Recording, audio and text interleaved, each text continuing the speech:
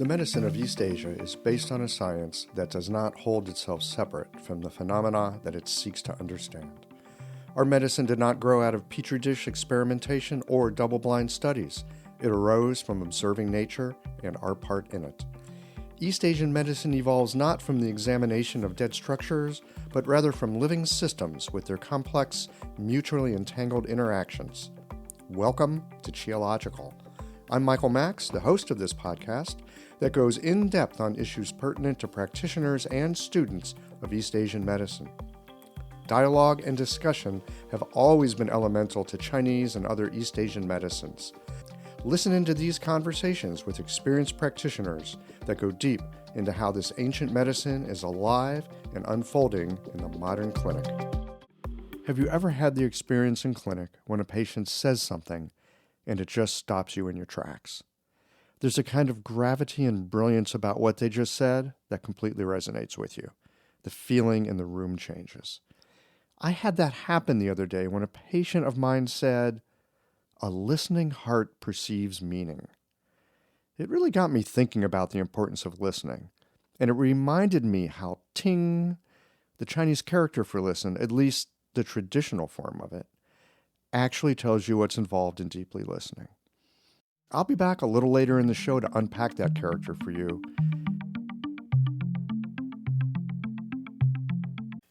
These conversations come to you through the generous support of our sponsors and members. All the sponsors here provide helpful products or services that you'll find beneficial in your clinical work. Want to get better at treating concussions and other neurological conditions? Clayton Shu has some innovative methods. Blue Poppy, your new one-stop shop, has speedy shipping options on everything that you need for your clinic. Later in the show, Jane offers you helpful suggestions on how to raise your rates, and Golden Flower, Chinese Herbs, shares a journey of healing that I think you'll recognize. Do be sure to visit the sponsors page on the Qiological website to take advantage of all the special offers our terrific sponsors have for listeners of the podcast. Picture this. Your clinic is buzzing with patients, and then you realize that you're down to your last box of needles. No need for panic, because Blue Poppy, your one-stop shop for all your acupuncture needs, they ship orders received before 3 p.m. on the same day. With a quick visit to Blue Poppy's website, you can order premium needles, herbal formulas, and that special Dr. Bob's oil that your patients love. Blue Poppy understands practitioners can't keep patients waiting. That's why they strive to get you what you need when you need it. From high-quality Chinese herbs and formulations to acupuncture supplies and clinical essentials, Blue Poppy has served practitioners for nearly 40 years with products that meet the highest of standards.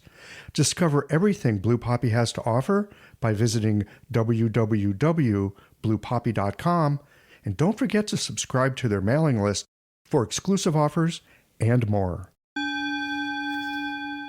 Ever found yourself listening to a Qiological conversation and thinking, wow, I needed to hear that? Yeah, me too. And I never know when I'm going to hear a guest say something that stops my world and reboots it with a larger perspective. If these conversations have ever helped you to feel more grounded, more inspired, or just less alone in this strange and wonderful work we do, consider becoming a member or supporting the podcast with a bit of tithing to the donation jar. It helps keep the lights on here at the Qiological Sound and Motion Lab so that we can bring you these conversations every Tuesday morning. You'll find all the details at qiological.com. Thanks for listening and for being a part of this. Hey there. I'm Cameron Jafari, an acupuncturist from Los Angeles. So I started learning nanopuncture from Dr. Clayton Shu because I was facing these complex neurological conditions like stroke and MS in my clinic, and I just felt like I lacked a solid process to treat them. Brain-related issues always felt like a whole different animal, and I was looking for a clinical system that worked and could guide me through them. So after attending my first nanopuncture seminar, I was able to apply the process pretty quickly and with pretty amazing results. I remember the first stroke patient I saw afterwards was a guy who had had a stroke 2 years back, and he couldn't talk at all. And after a few treatments, he started saying a few words. And a few treatments after that, he could actually have conversations. It was pretty incredible. So this is why I feel like nanopuncture is the future of acupuncture neurology. and you can be a part of that. Their next seminar is on treating concussions and is being co-taught by both Dr. Shu and Dr. Ayla Wolf in New York City on April 26th and 27th. To learn more, visit nanopunctureseminars.com.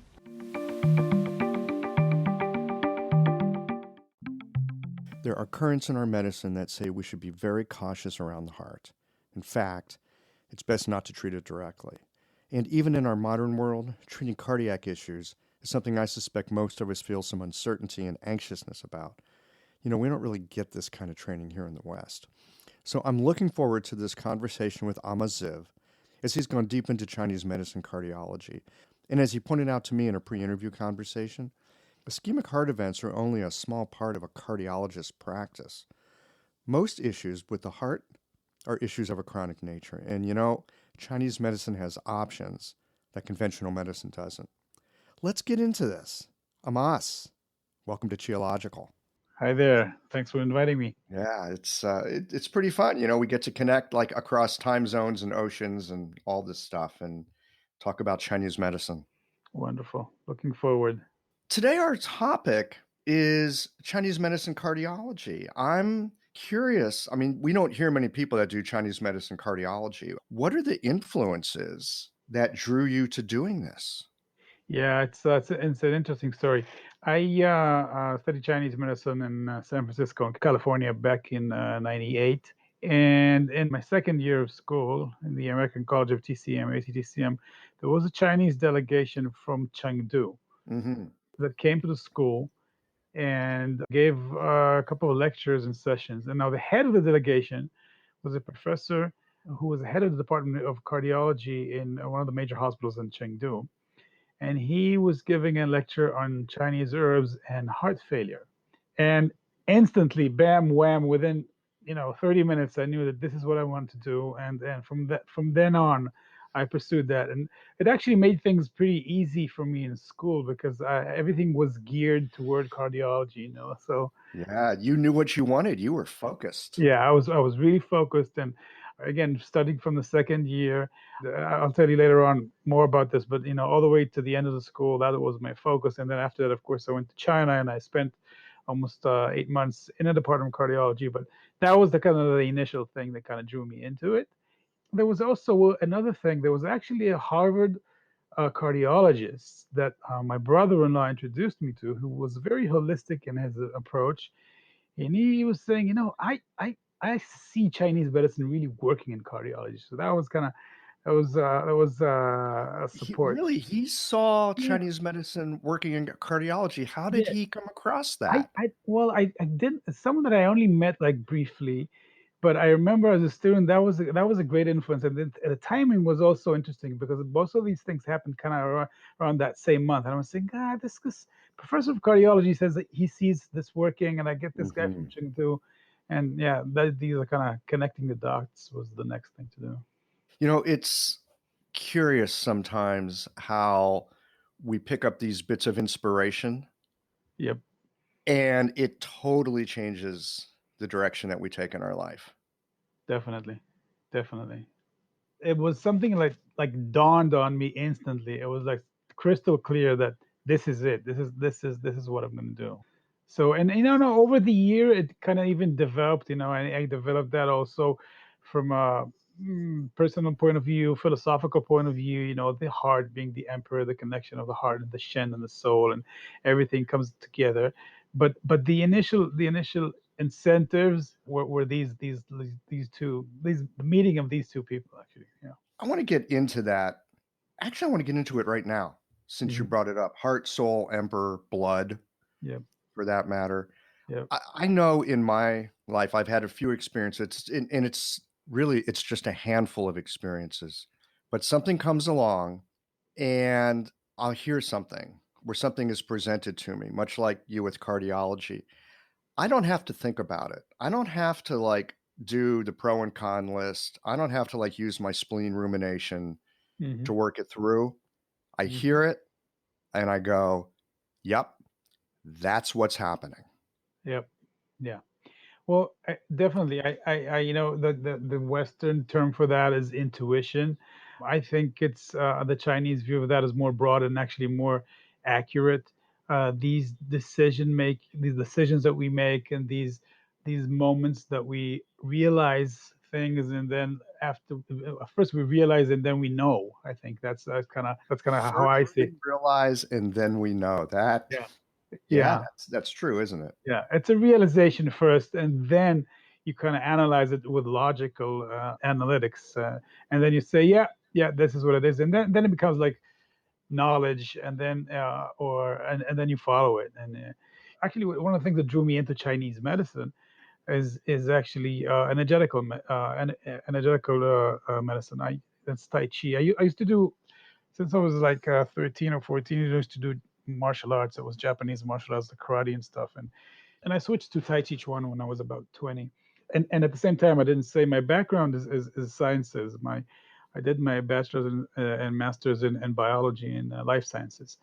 And during that time, switching from the external martial arts to the internal martial arts and starting to feel these sensations of chi, this was kind of what drew me in to Chinese medicine in general. Coming back to what we just said, these realizations or these notions or this knowledge, there's a saying in qigong: imagination leads the mind leads the qi, and then for the qi leads the blood, and the blood leads the shen. So this kind of like a circle. I really think the process of making decisions is based on a number of things. One of them, and sometimes we call it intuition, but this intuition is based on our cognitive knowledge on the one hand, subconscious knowledge on the other hand, experience, and then something greater, which is just like a hookup to a higher knowledge. And this triad is what kind of gets us to a point saying, aha, this is it, this is what's going on, and and luckily often this is what I'm going to do. Yeah, it's an undeniable and often unsettling feeling. Yes. Yeah, the Chinese have a phrase, it's often translated as fate. Hmm. They call it yuan fun. Hmm. But I don't think it's quite fate in the same way that we think in Western terms, like, oh, yeah, this is what's going to happen regardless. You're kind of doomed to something. It's more like opportunity meets willingness. I agree. That's a nice way of saying that. Mm. Yeah. Opportunity meets willingness. Yes. I consider myself really lucky, and all of us, I think, to do something that we really love. Clinic for me, especially treating conditions of the heart or cardiology, is something that I enjoy. I enjoy a lot. I enjoy, of course, and the influence and I guess we'll talk about this soon. Chinese medicine is unbelievably effective for several cardiovascular disorders. People are not aware of that. I guess we'll get to that later on, but there's a lot of there's a sensation of fulfillment. I guess we have that also with treating any condition, but there's something about, for me, there's something about treating someone's heart, which you kind of need to have so much respect to even approaching someone's heart and cardiovascular in cardiology. So yeah, over the years, when you get that, and when we find that avenue, it has to be so respectful. And then when you do influence, the fulfillment and the sensation it's great. It's great. Yeah. I hear you use this phrase, respect in approaching the heart. And it just, I mean, it sends a total tingle through my spine Yeah. because it's true. And I know for myself, because I'm not trained in this. And when you think about issues, especially cardiological issues, at least for me, and maybe some of our listeners can relate to this, one of the first things that comes up for me is fear, right? When we Yeah. talk about the heart kidney axis, because someone's got a heart condition, it's like this could be, it's usually serious stuff. Yeah. And what if I do something wrong? What if they have a heart attack? What if, right? There's Yes. there's all that Yes. stuff there. And it occurs to me as I hear you say this, it's really not that I've got fear. I mean, there is some fear, but it's more that, oh yes, I want to be very respectful Yeah. of what I'm doing Yes. here. Yeah. That's a really helpful piece. Yes. And I see that, and I would approach this notion of being respectful from two directions. Being careful is one, but also and we'll talk about things that you need to do, things that you can't do, things that you need to learn to avoid. I guess we'll talk about that. But being careful, caring before careful, but also respect, because when you approach the emperor, you must be humble. So from that aspect as well, it's common, and I see that with many practitioners, that people are drawn to the field of cardiology, but at the same time, because of the potential, let's say at least the potential for harm, I don't see many practitioners doing Chinese cardiology, and that's a shame, because I think, apart from the fact that it's very effective, there are several, let's say, levels of. I mean, you can start with cardiovascular risk factors that everybody know, that if it's a high blood pressure, or if it's lipids, or if it's blood sugar. This is a good way. Would be a good way to start, but and build I guess your confidence. But yeah, if you're asking, yeah, I hear that. I encounter that also. I teach. When I teach in conferences or in workshops on cardiology, this comes up often. And I have to say that it is true that the fact that I have a scientific Western background helps a little bit. Hmm. Still, I'm not a physician, and I'm not trained in cardiology. It does help, but I think once you go, like, for example, if you're fortunate enough to be able to see a cardiology ward in China, that's a huge confidence builder. It's a huge confidence builder, because you see these patients getting, at the same time, getting drugs, getting herbs, getting acupuncture, and you see this on it. This for me was a big, let's say, apprehension breaker, because once you see it and you experience it, then it becomes more approachable. Yeah, it's possible. You've seen it. It's not an idea, it's not in a book, it's not a theory. There's a whole ward of people that are being helped and you're seeing how it's working. Right, exactly. And another thing is, it's always nice to go back to the classics. If you go back to the classics in terms of specific diseases that we have, going all the way back to 300 BCE, chest pain or Xiongbi. So there's or even so arrhythmias and heart attacks is something that Chinese medicine has been treating for 3,000 years, even before Western diagnostics. So that's also something to remember. You have very specific syndrome differentiation and analysis on chest pain and on palpitations. And you have two types of palpitations: the more Shen-related palpitations and the more organ-related palpitations. This is very much like the Western view. You have arrhythmias, which originate for more, let's say, stressful or psychological conditions, and you have arrhythmias which originate from, like, organic changes in the heart. So keeping in mind, or bearing in mind, that Chinese medicine was geared and has developed treating cardiovascular disorders for centuries, that also kind of helps to get cardiology more approachable. Yeah. Well, what is it that they like to say these days? We are using evidence-based medicine. Yeah, yeah, yeah, We got 3,000 years of it. yeah, exactly. And even if you take a look at the herb categories. I don't know how many of our listeners do herbs or not, but if you open any of the new textbooks, even the classical textbooks, like Bensky's book, and you look at symptoms of cardiology, there are so many herbs and herb categories that cover different aspects of cardiovascular conditions, which is amazing. For example, the blood moving herbs sections, which is one of the biggest sections. Almost each and every one of these herbs, we know for a fact, even from a Western perspective these days, that they have functions, or pharmacological functions, that affect blood circulation and cardiovascular function, and so on and so forth. So like we have all the tools. Why not use them?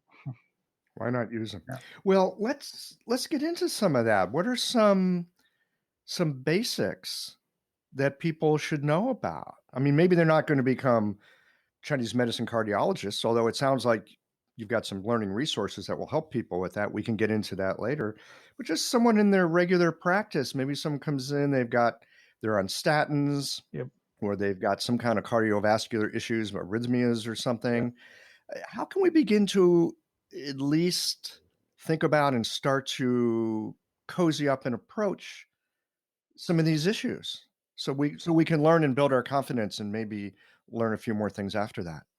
So I would say a good start would be cardiovascular risk factors. Hmm. So when you treat patients patients that like suffer from hyperlipidemia or imbalances in lipid profile, these patients don't involve any immediate risk. Treating them that doesn't involve any immediate risk. So treating these patients with acupuncture and herbs is a good start. Treating high blood pressure, which we've all even learned in school, is a good start. Mind you, treating blood pressure is tough. It's a tough cookie. It's not an easy cookie to crack. And of course, the Western meds work much faster. But still, we get good results if we involve our patients with lifestyle modifications and acupuncture and herbs. So that's another one.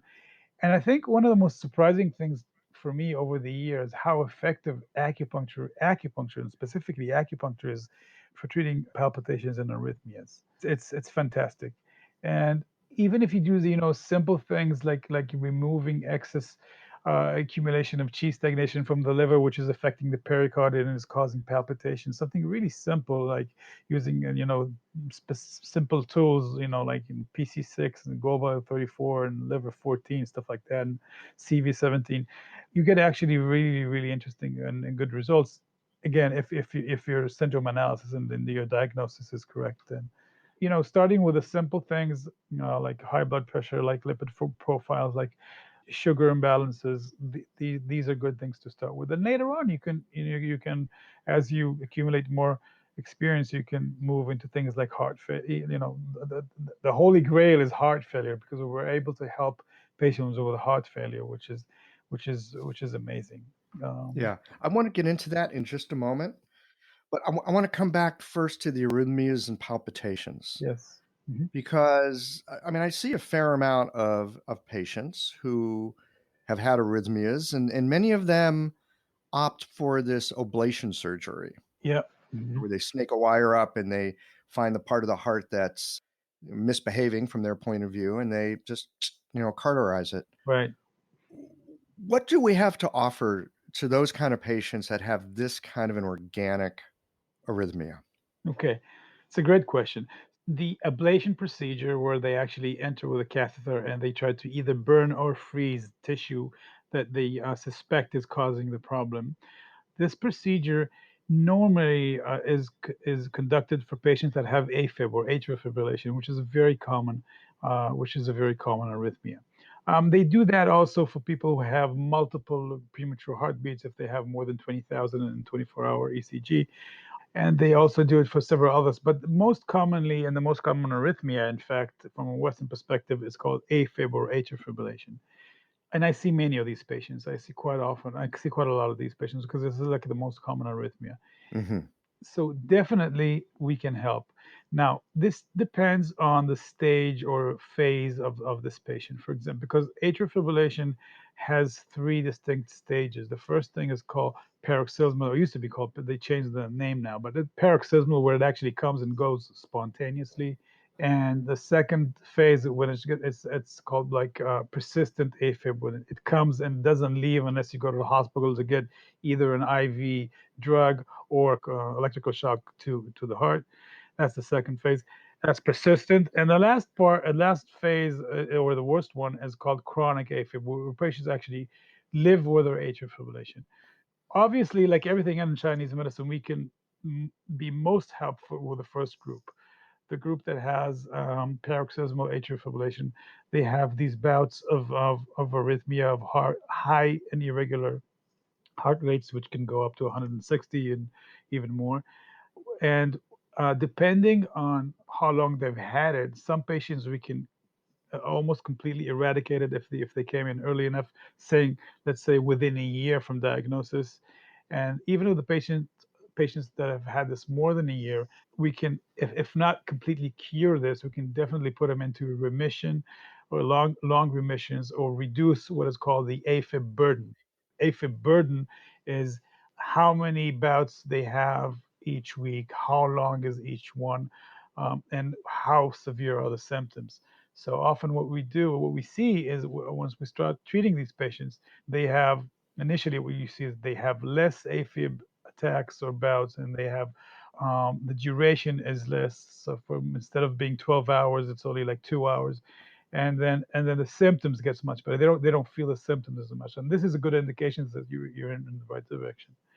Having said that, it's still a tough condition to treat, and I think most patients come in and they say, "I want to get rid of this. Can you get rid of this completely?" And this is kind of what they're expecting with the ablation as well. Mm-hmm. Which sometimes they can and sometimes they can't.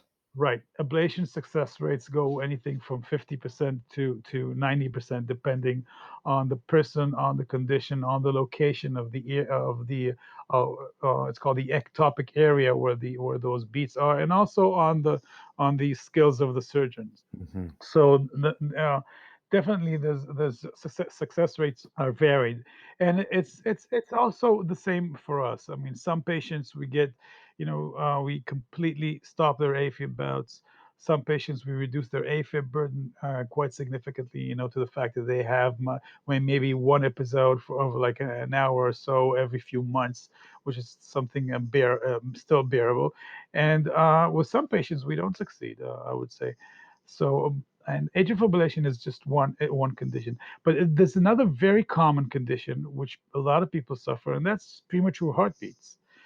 Premature heartbeats, or they're called PVCs or APCs, depending on their origin and the heart, are very common. It's like they're commonly called skipping heartbeats or skipping beats, where people actually feel either like a skipping beat or like a pause or like a several, just for a few seconds they feel like 3 or 4 or 5 or 10 fast beats, and they come and go. Mm-hmm. And this is a condition where we actually are extremely helpful, and the success rates are very high, like I'd say more than 90%. And the condition by itself is not a life-threatening condition. If you want to start with treating arrhythmias, and then premature heartbeats is something which is it's a very good start, because the results are excellent with acupuncture and herbs. It's not a life-threatening condition, and many of these things are triggered by things that we know how to treat in terms of stress and sleep and food and so on. Maybe one more thing I want to say is the strategy of how we treat arrhythmias. The strategy involves treating. It's like a root and biao. It's a root and branch strategy. You want to treat the differential diagnosis exactly as you see it, but you also want to treat triggers. There are many things that actually trigger arrhythmias. For example, a big meal in the evening triggers arrhythmia. For example, blood deficiency or anemia, the tendency is higher. Obviously, stress does that, but there's also things like posture. Patients that have arrhythmias when they lie on the left side have more arrhythmias, and we find areas like gallbladder 24 and liver 14 to be tender there. And once you desensitize those areas with acupuncture, then you eliminate those triggers, and they can lie on the side. They don't. So there's often we look at triggers, and we look also at the root cause. This episode is brought to you by Jane, the clinic management software that I use to keep my practice running smoothly. So, let's talk about something that can be a little bit uncomfortable: raising your fees. I know, this is something that might feel awkward, but it doesn't have to. With a bit of planning and care, you can handle it in a way that feels right for you and your patients. One tip: give yourself at least 2 months to prepare. This gives you time to get comfortable with the change and let your patients know what's happening. You can share the news through emails, booking reminders, or even just a friendly little sign in your clinic, and avoid over-apologizing. Instead, keep it straightforward and matter-of-fact. Keeping things consistent across the ways that you communicate can really help avoid confusion.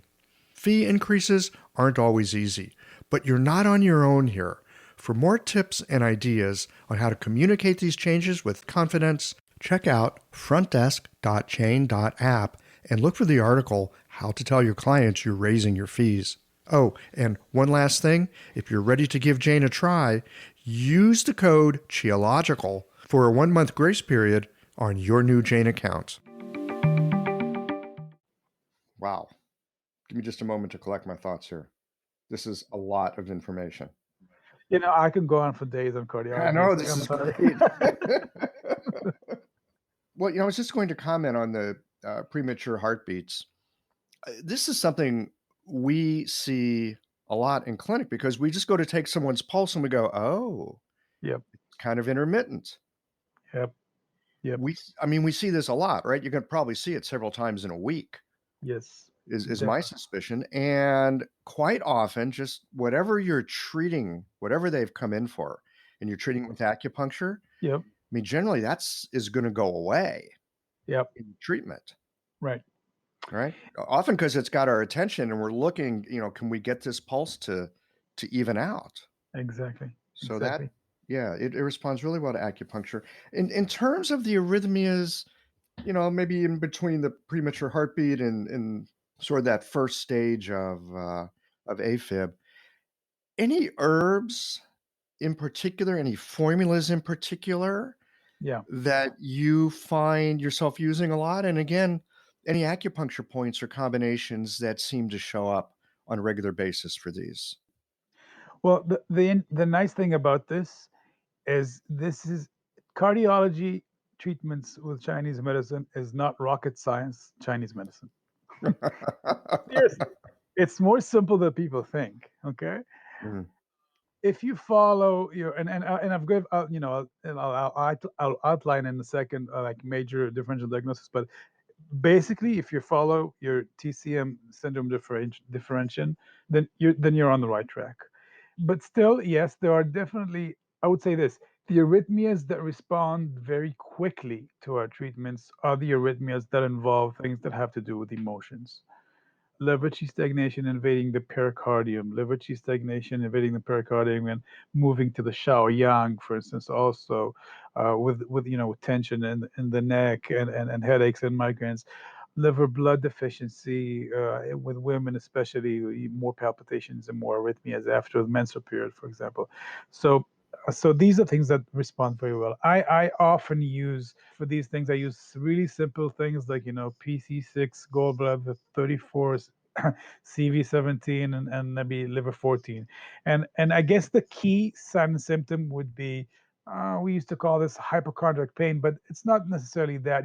I see that when people sigh a lot, when they do this, Oh, yeah. Oh, the, yes. the, that repeated sighing, Right.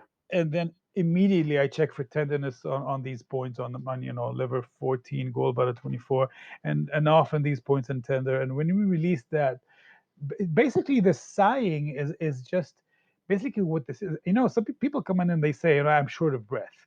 Is this my heart? What's going on? Do I have a heart condition? It's no. It's and I tell them, listen, you are aware of the fact that when you have stress, sometimes it goes to your shoulders and shoulder blades, right? And they say yes. And I say, well, but there's also muscles between your ribs. They're called the intercostal muscles. Mm-hmm. And you can take stress. Many of us get stressed in that area. And what that does is it congests your rib cage. And when it congests your rib cage, you find it difficult to get air in, and you do this this attempt to get air inside. And when people realize that, first of all, they calm down. They say, okay, so okay, it's not my heart. Right. I'm not going to die of a heart attack. Right. It's just it's just tension. And something as simple as PC6, CV17, gallbladder 34, and liver 14 for this kind of condition, within one or two treatments, it gets you 50% of the way there. So, yeah, always look for these people that sigh a lot. Yeah. Yeah. I've seen that so many times. I often see it as a liver condition, and it's really congesting the diaphragm as well. Yes. Yes. You get that all it'll open up, and then the chi just flows in both directions, and it's so much better. Yeah. And I do want to say one more thing. I don't know if this is the time to say it, but I can say that for me personally, the breakthrough in my understanding that my treatments are very effective in terms of treating arrhythmias Mm-hmm. is when I bought from Amazon or eBay a handheld ECG, which is something that you can buy for under $100. Handheld. Handheld ECG is handheld one lead ECG.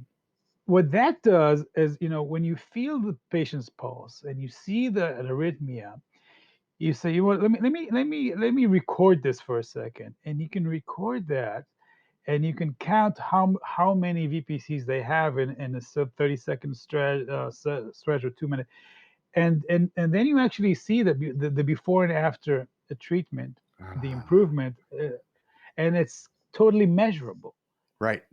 And people love that. People love to see that kind of thing. Oh yeah, yeah, yeah. You print it out to them. You say, here's the before, Yeah. here's the after. You had 25 VPCs before. You have 8 now after.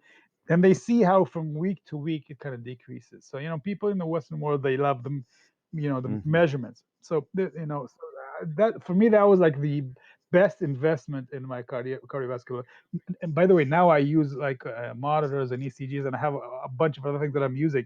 But this is how I started, and that was kind of showing me, man, I'm not just, I can measure the success. That, which is something which is, with dermatology, you see it. With cardiology, is often very elusive. Right. $100 on Amazon. That sounds like a great investment. Yeah, even less these days. Yeah. Time now for a quick break. Earlier, I promised you I'd explain how the Chinese character for listen actually instructs you in what's involved in listening. The character is pronounced ting, and the traditional form is made up of the characters for ear, eyes, and ready for this? Heart. Makes sense, doesn't it? To listen, to really listen, it involves all of these senses. I hope that you find listening to Qiological stimulates your mind and heart and helps you to better help your patients. If you feel inclined to help support the show, I've created a Patreon page so you can contribute to this endeavor by becoming a contributing subscriber. In addition to feeling the satisfaction of knowing you're helping to support a podcast that you love, there are a few special goodies available for those contributing subscribers. For those details, head over to qiological.com and click on the Patreon button to help keep a little inspiration in the teacup. And now, let's get back to the rest of today's show. I want to come back to another one of these common risk factors. Yep. And that has to do with lipids, cholesterol. There's a lot of talk these days that cholesterol is not the demon that we used to think it was. I mean, yes, you will find it in occluded arteries, but there's some talk these days that, well, cholesterol is not the issue. There's something that's causing the cholesterol to form there and to collect. But every single cell membrane of our body needs cholesterol. All the sex hormones need cholesterol. I mean, there's a lot of body processes. Cholesterol is not the enemy. Right. When you're thinking about working with lipids and cholesterol and all that stuff, statin drugs, Okay. what are your thoughts these days? How do you work with, because this is something a lot of people come in with it. Again, it's like the beginning of the cardiological journey for a lot of folks. Cardiological. I think that's a new word. Yeah. Yeah. What do you do with this? How do you work with this stuff? Okay. So I think the first thing I would want to emphasize is relative risk. And let me say what I mean. There are two models from a Western perspective. There are two models of how you should treat lipids. In the US, it's very simple, and it's often industry driven. If your cholesterol is above a certain threshold level, you should take your statins to reduce it, okay, regardless of other conditions.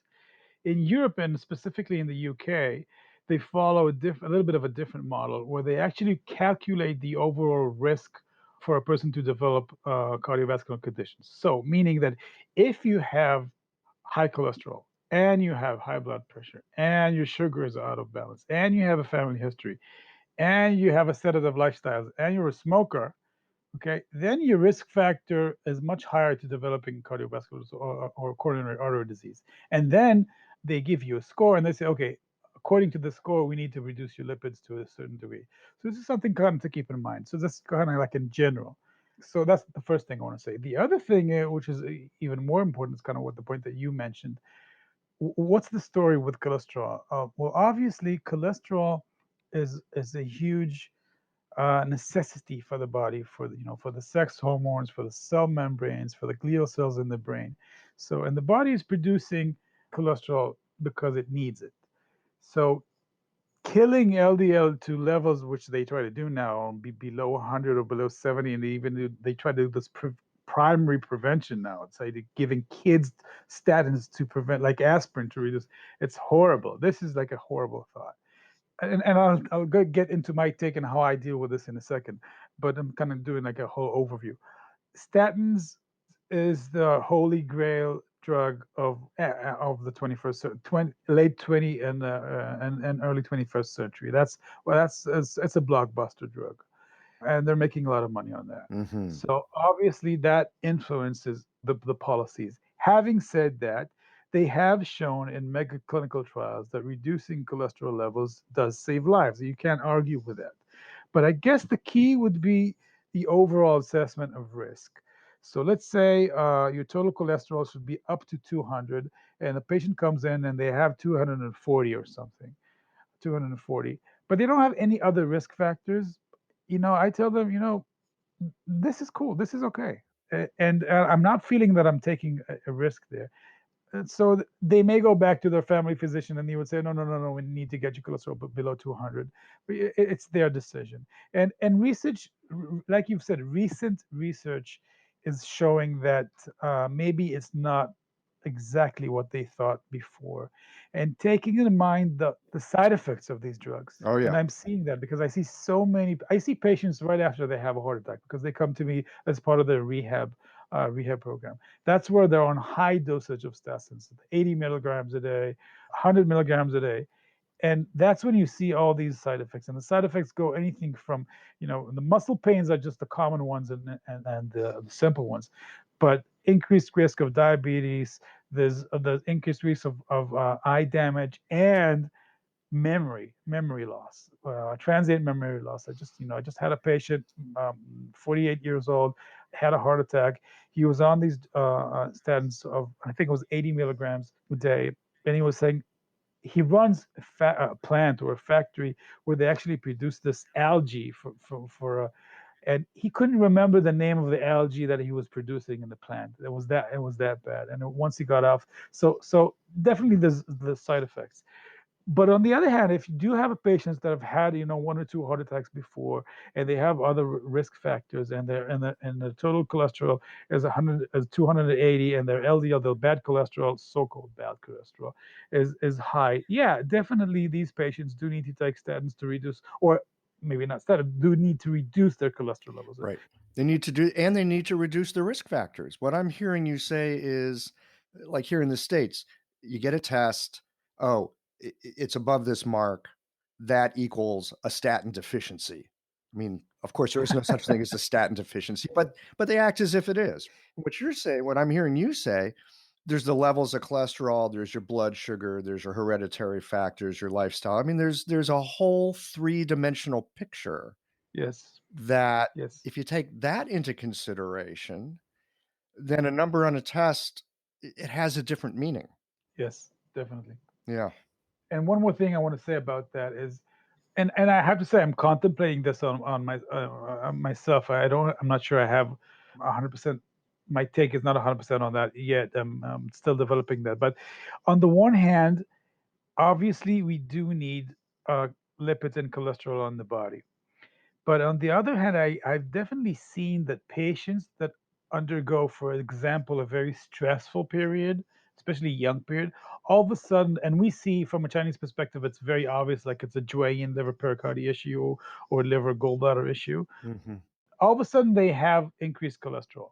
So that indicates to me this is a patient that, despite the fact that his cholesterol is not very high, I still want to, because it's presenting as a whole as part of a bigger disharmony with these patients. Yes, I would treat them even because it happened just recently or in conjunction to when they had a very stressful period, and you see all these other symptoms of liver, pericardium, and gallbladder, and so you say, okay, so this is a patient that we do need to rebalance. And we see that, we treat them for 2-3 months and the cholesterol goes back down and everything comes back to normal. I want to come back to this thing about statins and memory loss for just a moment. Mm-hmm. I'm familiar with the muscle pain that people can get from statins because sometimes people come in because of body aches and pain. And what we discover is, well, their statin drug is causing that. So how do we treat your muscle pain? Well, let's treat the reason why you're on a statin drug.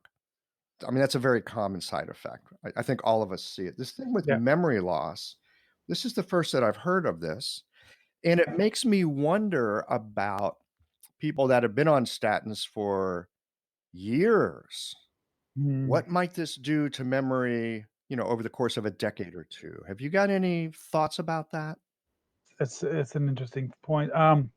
Okay, I started to notice this.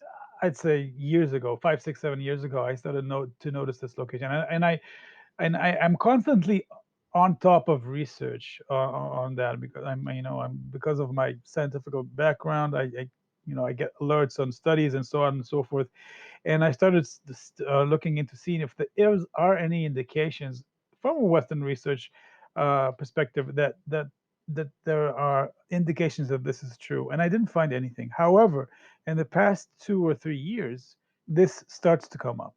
And you see, initially it was just initial case studies, and just 6 months ago, I actually saw a study that actually showed that there's some, they still call it transient short-term memory loss with high dosages of statins.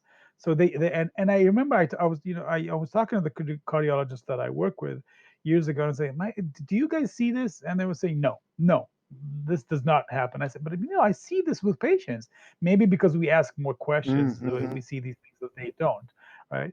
And they were saying, and now recently I started hearing even from cardiologists saying, you know what? Yeah, we've heard about this.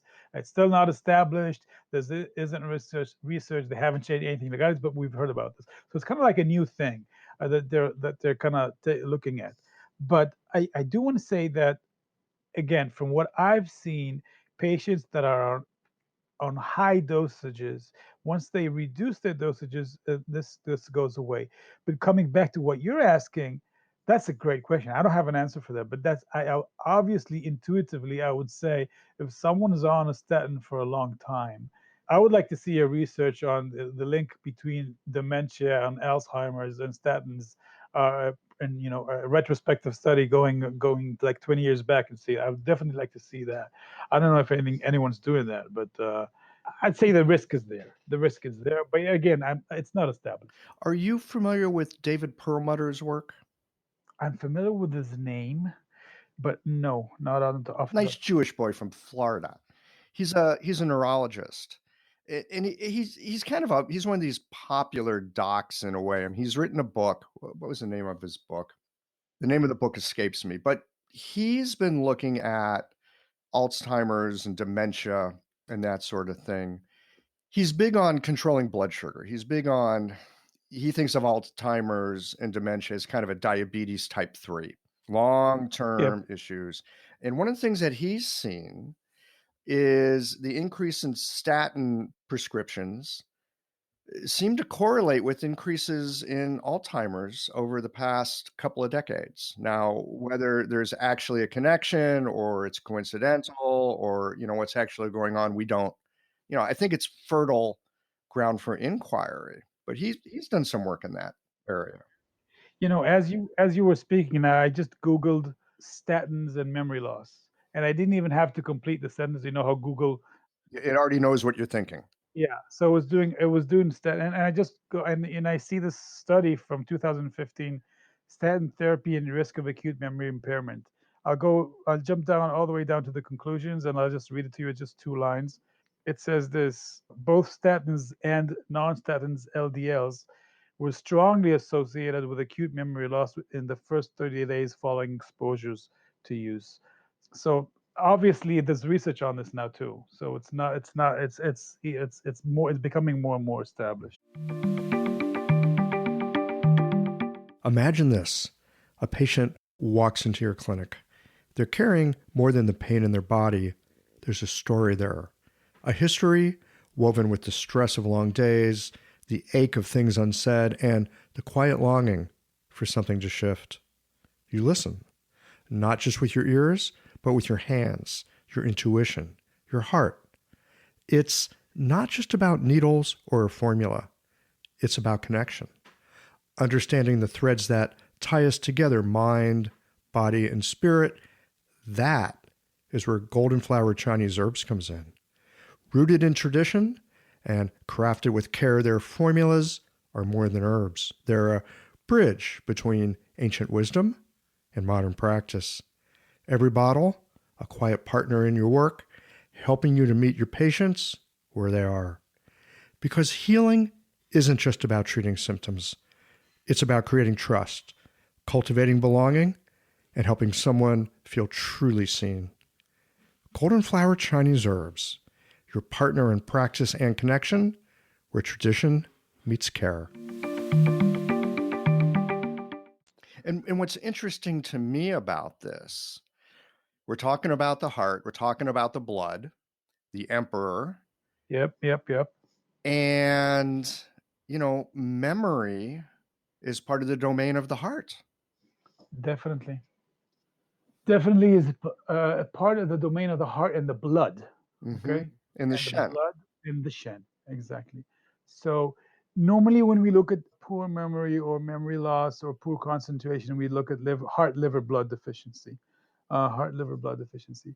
Now, again, if we're trying to see what do statins do from a Chinese perspective, well, they cool and they reduce dampness and phlegm. Maybe what they're doing is they're kind of drying up the blood a little bit from, causing some. But I can't say that I've seen classical symptoms of blood deficiency with people that are on high doses of statins. So I really don't know. I really don't know. There is a mechanism that we can explain that, but again, I'd have to kind of further inquire that. Yeah. We were talking earlier about something that is sort of the next phase of cardiologic risk factors, and one of the big reasons that people go to cardiologists, and that's heart failure. Yep. What can we do about this? Okay, let me start with just a recent case study, case example. I have a patient. She's a nurse. She's 48 years old. No, sorry, she's 58 years old. She has cardiomyopathy, which is basically an enlargement of the heart muscle, which is causing third degree heart failure. Heart failure is also divided into classes: class 1, class 2, class 3. It's called the New York Heart Association classification. And it basically had to do with how much dyspnea on exertion you have. If it's just, if you just when you walk up the hill, or if you walk straight, or if you if you just sit there and have dyspnea, then it's the higher class, and so on and so forth. And the gold standard measurements for that are they do the echocardiogram, where they actually see how strong the heart is pumping. It's called ejection fraction, how strong the heart muscle is working. And they also use other blood markers. One of them is called BMP. So we started working with this patient, so maybe like 4 months ago. And on top of her heart failure, she also had multiple premature heartbeats. And when she came in and she said, "Do you think you can help me?" And the first thing I told her is, "Listen, you have a severe heart condition due to your heart failure, but it's aggravated due to something that I think we can easily treat." And the first thing that and we started working with her, she had heart and lung qi deficiency with yin deficiency, and lung qi and yin deficiency, and she had liver qi. She was a sole parent. She's a sole parent. She has one kid. Tons of stress in her life. Also, so we started working in first reducing the excesses. It was the liver, pericardium, gallbladder axis, and within 3 or 4 weeks she started reporting she has less and less palpitations and less heart pounding and less of these sighings that we mentioned before. And in my clinic, I use those ECGs as routine now. As soon as they come in, before the secretary takes the ECG before the treatment, and as they go out, we do it again. So, and we started seeing the reduction in VPCs, and she started reporting feeling better. But surprisingly, after 3 or 4 months, she did another echocardiogram. She comes back really happy, and she says, "Look at this. I have an improvement in it's called ejection fraction, or EF. It's the degree of strength." And there was like more than like a 45% increase in her EF. And she was blown away. Everybody was blown away because she had like a between 2 and 3 degree heart failure, and she was back to like 1 or 1 to 2. Wow. Now, is that something that Western medicine can do? Is that something that like regular cardiologists Actually, can? no. No. Actually, no. The best drug that they have now, it's called Entresto. It's a combination of two drugs. It gives some relief, but I would say in her case, it was the integrated therapy because she got this drug. Well, she was on this drug anyway for 6 months. We didn't, but we added what we did, and I think the combination did the effect. But the degree of change is something that they I was told. Actually, I was invited to her hospital to talk to her physicians. They were saying, Yeah. So they got curious about why is she getting better when it's impossible to get better? but I was lucky in this case because her physician. I used herbs as well. Okay, and we'll talk about herbs in a second.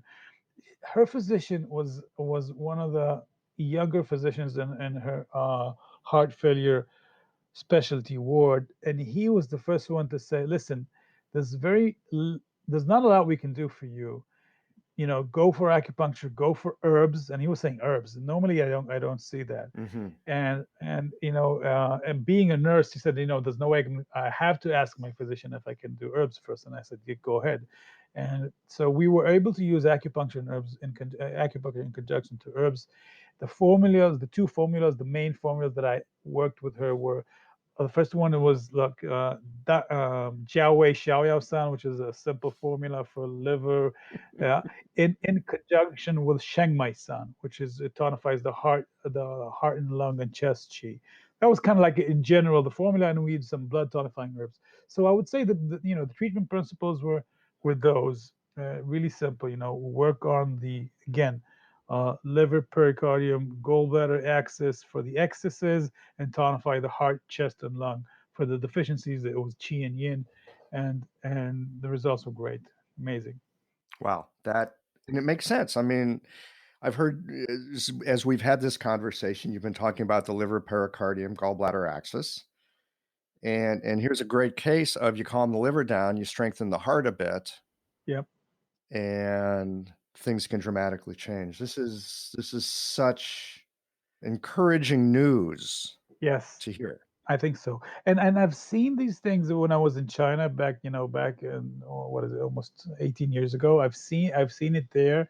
So it didn't come as a surprise over the years. But I have to say, again, it depends. Definitely. Let me give you another example. I have an elderly patient. He's 84 years old. He has both heart failure and AFib, uh, which is a nasty combination. But Hmm. he's too old to get ablation surgery or any other surgery, and he was actually quite fragile and weak. And I started doing. Initially I just did PC6 for him for like that, just 1 point bilaterally for 3 treatments, and we're getting great progress. He's getting less bouts of spontaneous dyspnea. So sometimes really simple things can work really great. Sometimes, yeah, you need the more comprehensive, all included herbs, acupuncture formulas approach. Again, this is a new patient. I've only had him for 3 weeks, so I don't know. We'll see as time will tell. But definitely, I'm seeing changes. Can I ask you a question about PC6? Yeah, This is such a beginner question, but in some ways, PC6 is a point that sometimes really eludes me. And the reason being is I go to it depends on a person's physiology. There's often veins running through there. There's lots of tendons. Sometimes where I think PC6 should be, it's like there's no way to get a needle in there yeah. because there's all this, not hardware, but there's all this stuff that's in the way. What do you do about that? Well, first of all, I use PT6 all the time. I almost have to, and I'll reference you to I don't know if you've heard of Robert Jones. Robert Jones used to teach acupuncture techniques in my school back in again 1998, and he has a book on acupuncture and needling techniques. And in this book, he has a chapter which is called the wild card. The wild card. the wild card I like that. PC6. Hmm. Okay, and he explains why PC6 is like a jackpot acupuncture point. Okay, so of course in cardiology I use it a lot. I always find a way to get to insert it. Sometimes it definitely you need to kind of press to separate the tendons. Sometimes you have to move aside the vein if it's there. Sometimes you have to kind of I would say this, if there's a vein crossing, and normally they cross, so they don't necessarily go with that, then, this is teachings of Dr. Wang Jui. He always says, go proximal to the vein, immediately proximal to the vein and needle the point, and if you can't move it aside. So I would say the jackpot is worth the effort of trying to get in there, or the wild card, I'm sorry. Hmm. Yeah. So sometimes you got to go move stuff around A little bit, yeah. a little bit. Yeah. So it's, I mean, so often with points, it's not a textbook location. It's, it's in this area and you got to see what's actually there. Yep. Mhm. Okay. Anything else that we should know in getting started with Chinese medicine cardiology? Gold standard. If you do have a chance to visit a cardiology ward in China, obviously this would be the best way. Of course, not everybody can do that, but if you can do that, don't hesitate. If you're thinking about cardiology, go and see what they do over there. Hmm. So that's the first thing. Next thing, there are some books. There's a Philippe Sinuaro and Bob Flaw's book on cardiology, which is a nice book. There are several Chinese translated books, those paperbacks on Chinese herbal cardiology, which you can pick up, which are inexpensive. Books are books. You never find the right formula in the book, but it gives you yeah. But they do kind of give you a nice direction. I remember that for me as a starting point, these were really good starting points. There's always the notion of drugs and herbs and drug herbs interactions, which is Oh, yes, that's huge. yeah.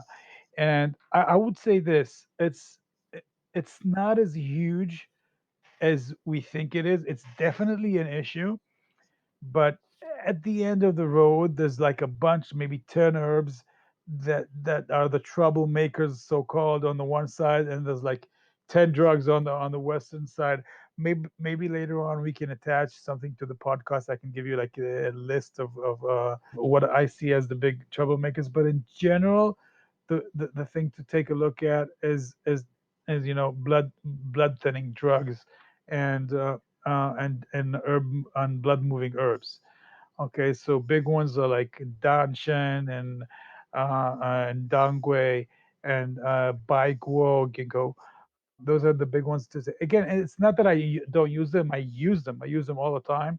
But these Hmm. are the things kind of to take a look at, and that's one thing. You want to be And cautious when you're using yeah, those. you want to be cautious when you use those, and obviously also the blood thinning. When your patients are on blood thinning drugs, and patients that are on herbs long term, for me, I always like, if I have patients going on herbs for a year or 6 months or 8 months, I always have them do blood checks every 2 3 months, to check the kidney functions, liver functions. It's just never mind what the condition is. So it's something to take a look at. It doesn't matter if you're treating lipids or if you're treating heart failure. I mean, if you're giving patients herbs for a long period of time, take a look at their liver functions and kidney functions. And I also do like the 6-1 thing. I have patients always take herbs for 6 days and then one day off. So they only take herbs 6 days a week. They don't take it 7 days a week. A day off for the Sabbath. Exactly, exactly. I think one of the most important things in terms of starting point is also trying to establish some kind of a communication skills with Western physicians if you want to have referrals. Go into PubMed or Google, get some research out on acupuncture, and show physicians, listen, man, this stuff supporting this, and can establish a relation with open-minded cardiologists. And I have to say that I see that the new generation cardiologists, the younger ones, are actually more open-minded. It's either they're at the end. I mean, the really the professors that have been out there and like the key opinion leaders, which have nothing to fear anymore, and they're aware of their limits on the one hand, which are Mm. open, and on the Mhm. other hand, you have the young guys, which are have been brought up on holistic medicine as well, and they're open. Everyone in the middle is kind of more difficult. Right. And if you use research, that's speaking their language. It shows respect for how they Yes, work and how they think, and you've got a yes, common way of communicating about how, both of you can work together to help the patient. And really that's why we're in medicine. yes, definitely. Amas, thank you so much for making the time. This has been really eye-opening for me and hopefully for the listeners as well. Thank you. Anything that you'd like to send me in the way of lists or links or Yep. documents like you were talking about, I'll make sure it all shows up on the show notes page. Yes, I'll do So that. yeah, I'll folks, just send head over to the show notes page. You'll get all that good stuff. I'll send you some links and some notes, definitely, That definitely. sounds great. All And I right. would definitely encourage everybody to do now take a look at the opportunity of Chinese medicine, cardiology, and treating the heart emperor. Yeah. If there's one takeaway that I've gotten from this is that in many ways we already are, True. because some of these early risk factors, these are things that people come to us, they've got other issues that they've come to us with, but it falls within that wheelhouse. It falls within what we do. And so even though we may not think we're working with their heart, in some ways we are. We're at the, especially at the early stages. That's very true. That's very Yeah. true. Yeah. Yeah, And that's I love the way here you are, a Chinese medicine cardiologist. And when I hear you say we're working with the emperor, and I hear the respect in your voice, I'd love to get a closing thought on just how we approach and sit and work with the emperor. I think in the old days, first of all, you came in to the hall of the emperor's hall, and you could see the emperor from a distance before you could approach him. And then yeah, there was I think at least from what I'm imagining, you would approach and you would maybe bow or maybe show some other gesture, physical gesture of respect. And so putting that into practice, I would say that often I don't jump straight into treating like heart points. I may treat the liver, try to influence the pericard by the liver, maybe get some excess out of the gallbladder to reduce the liver from invading into the pericardium and affecting the heart, and kind of slowly cover that distance in the Emperor's Hall until you get to the heart. There are some practitioners that say that you should not be needling heart points at all. There are some books that say that. I don't use that approach, but I definitely take time conveying this respect by kind of slowly moving closer. Sounds like great advice. Amas, again, thanks for being here on Qiological today. Thanks for inviting me. It was a pleasure. It was great. Well, here we are at the end of this episode. If you've listened up to this point, you're either a rabid fan of Qiological or the forward button on your podcast player stopped working. If you are indeed a fan of the podcast, you can help us to bring new episodes to our community of practitioners by supporting us with a membership or a one-time contribution. Details, of course, are on the website. That's it for today, friends. Join us again next Tuesday for another thoughtful episode of Qiological.